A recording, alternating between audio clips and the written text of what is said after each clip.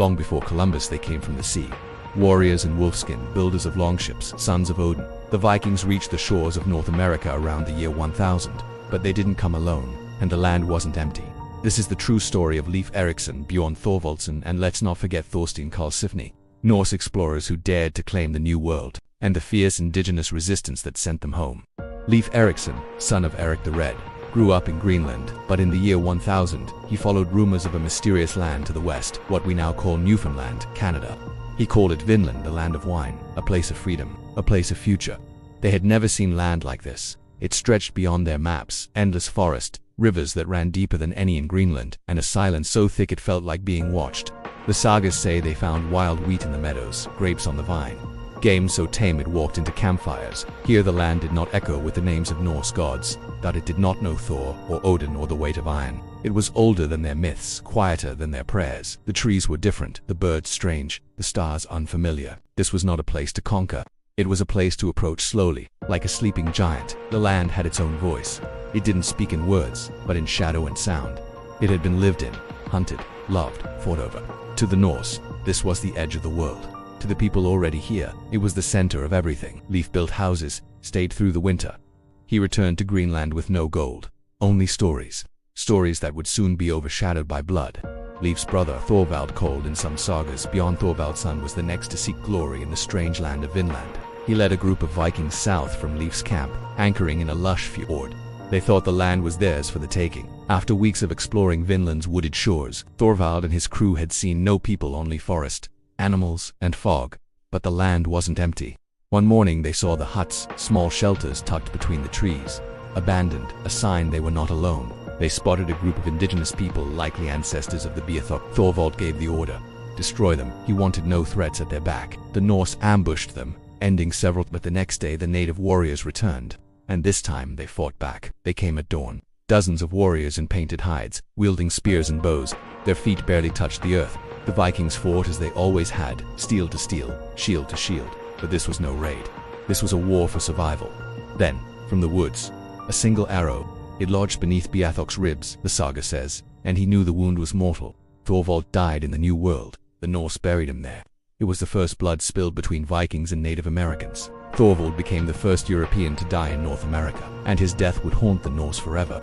Next came Thorstein Karlsefni, a bold and wealthy trader who believed the land could be colonized. He married Gudrid, a woman said to have second sight, and set out to retrieve Thorvald's body and perhaps more, but Thorstein never made it. His expedition was cursed, plagued by illness, infighting, and death. He turned back. Vinland, it seemed, wanted no part of the Norse. Karlsefni didn't give up.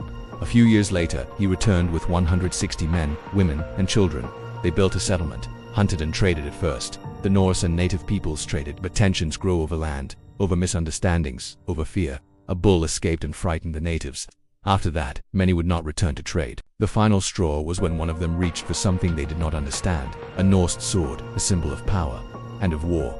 The Norse shouted and struck him with a staff. The saga says they returned to the forest, but the silence was different now. Something had shifted. The sword had not been stolen, but peace had. They hadn't seen who they referred to as the Skrylings for days, but the forest was never still.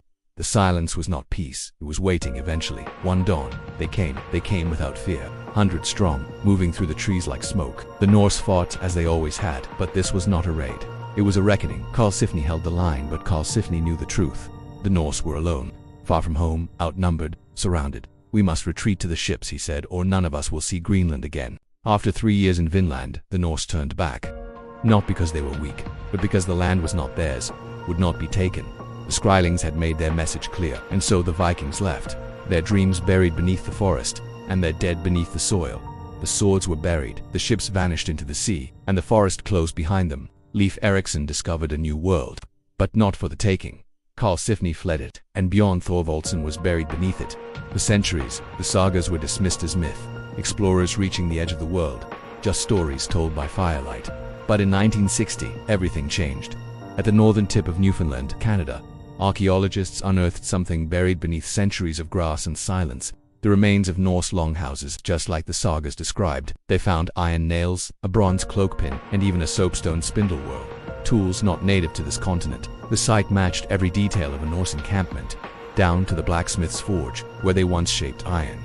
In 2021, a breakthrough, using solar radiation from a rare cosmic event in the year 993 AD, scientists analyzed tree rings from woodcut at the site. The result, a precise date, 1021 AD, exactly 1,000 years ago. They called it Vinland, and for centuries it was a rumor, but now we know the Vikings were here. This confirmed what the sagas had claimed all along, that the Norse reached North America nearly 500 years before Columbus. There are no legends without listeners. Subscribe, like, and share if you enjoyed this video. Thanks for watching.